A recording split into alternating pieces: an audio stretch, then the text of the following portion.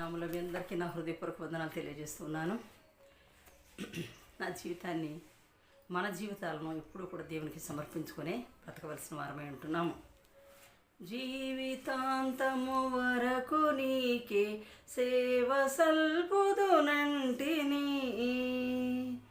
నీవు నాతో నుండి ధైర్యము నిచ్చు నడుపుము రక్షక. జీవితాంతము వరకు నీకే సేవ సల్పుదునంటిని,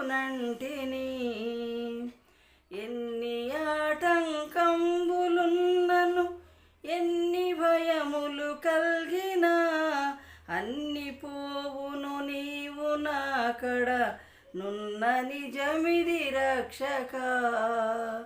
జీవితాంతము వరకు నీకే సేవ సల్పుదునంటిని.